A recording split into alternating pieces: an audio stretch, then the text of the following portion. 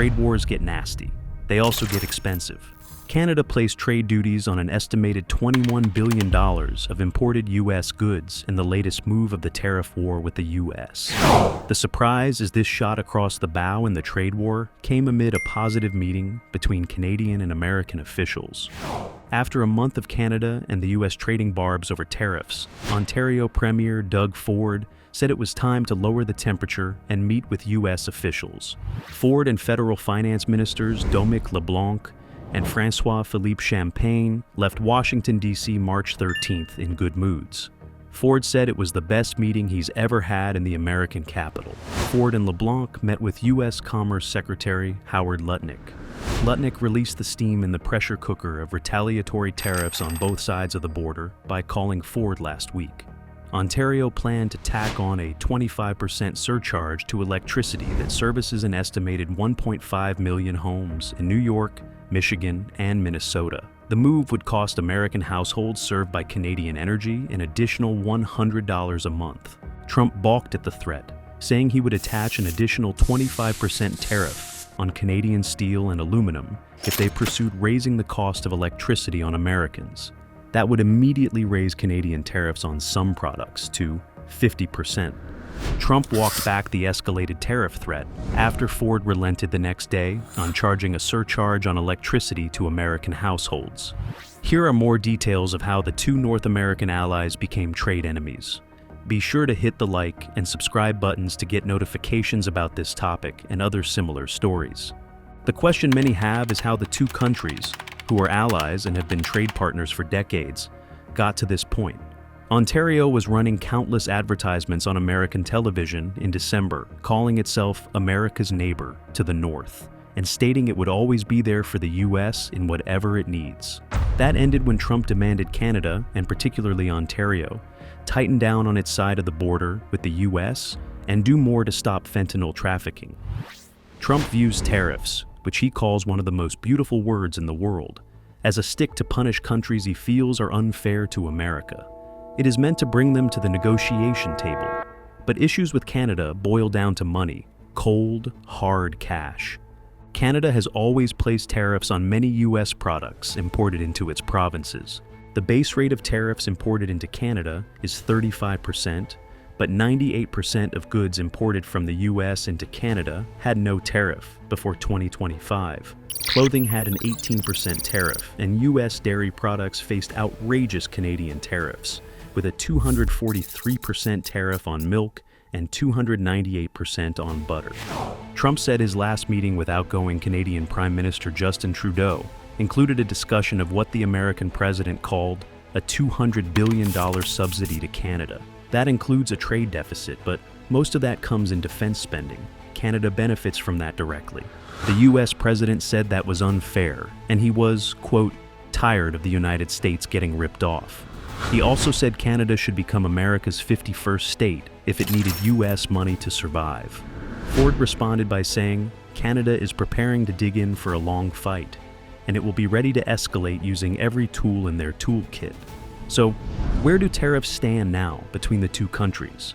That answer depends on the day. Here is a brief look at what has happened since February.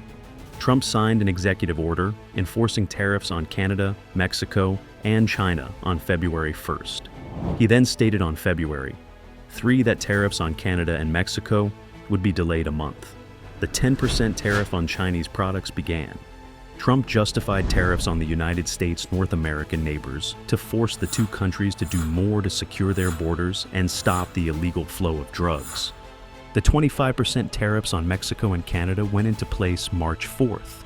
An additional 10% tariff was placed on Chinese imports. The North American tariffs covered almost all goods from Canada and Mexico. A 10% tariff was placed on Canadian energy imported to the U.S.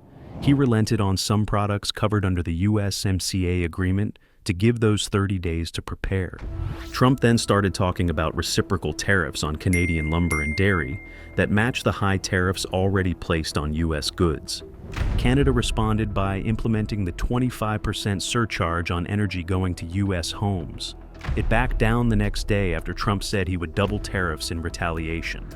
Trump then pulled back on additional retaliatory tariffs on Canadian metals. However, his 25% global tariff on steel and aluminum took effect on March 12th. That prompted Canada to initiate regulatory trade duties on an estimated $21 billion of imported U.S. goods. Canada's most influential province, Ontario, talked tough and initiated retaliatory measures of its own. Ontario tore up the $100 million deal with Elon Musk's company Starlink to provide internet service to Canadians. It also said it would ban U.S. companies from the province's procurement contracts. Ford advised 444 local municipalities in the province to follow suit. It's uncertain how many local cities and towns initiated bans on doing business with U.S. companies in the trade war. Implementing a surcharge on electricity serving American households is currently not being discussed, but Ford said it remains on the table. He said on March 18th he wouldn't hesitate to go that route if the tariffs scheduled for April happen.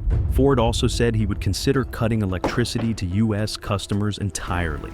That is unlikely, as Ontario would be forced to reduce its energy output.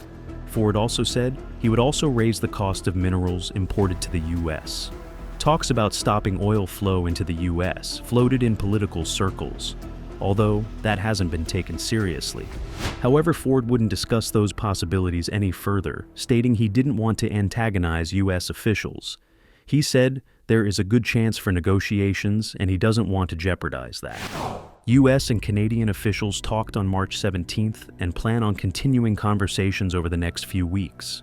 The LCBO is Ontario's primary liquor wholesaler and retailer. It stopped purchasing and selling U.S. alcohol. American alcohol was pulled from shelves. The LCBO typically offers around 3,600 American products from 35 states. That totals approximately $1 billion in sales a year. Ending U.S. alcohol purchases doesn't just affect that one business. The LCBO distributes alcohol to Ontario's bars, restaurants, convenience, and grocery stores. Now, they can't offer it to customers, cutting their sales revenues. British Columbia also began tough talk, threatening to cut off flights to America's most northern state, Alaska. That prompted some Canadian officials to question whether Canada could buy the state. They also posed similar questions of Washington State and California in response to Trump's 51st state comments. While leaders of both countries have gone to their respective corners in this bout of economic prowess, another round of U.S. tariffs is planned. The 30-day hold for USMCA products will sunset April 2nd, the same day Trump's worldwide reciprocal tariffs begin. Under those tariffs, every country will be charged the same tariff they charge the U.S. for products. Canada will then be forced to pay up to 250% on some products, just as they charge the U.S. Ford said he hopes Canada gains the first spot in line for exemptions. For Trump, the hope is threefold. He hopes the tariffs will spur action to secure the border, prompt Canada and other countries to reduce tariffs on U.S. goods, and bring Canada and Mexico together for a new North American trade deal. While he waits for reactions, Trump is telling Canadian businesses to move to the U.S. to avoid tariffs. Others around the world have already signaled they will bring manufacturing and other corporate businesses back to the U.S. Trump states new investments total an estimated $700 billion. So far, the American president is standing his ground with Ontario and the rest of Canada. He states Canada doesn't have anything the U.S. can't produce. However, Ontario officials consider the walkback on retaliatory tariffs for Canadian steel and aluminum a positive step. Ford is hopeful that negotiations will continue, saying he is grateful for the olive branch extended by Lutnick. Ford said he didn't want to hurt the American people and that Canadians love Americans. He believes the feelings are mutual, yet sometimes, he said, his words, that you have to play your cards. Ford hopes the threatening hand he dealt to Trump will start what he calls constructive conversations with U.S. officials. Did you find this video informative? We have other videos coming out. Hit the subscribe button now to be notified about our other videos like this one.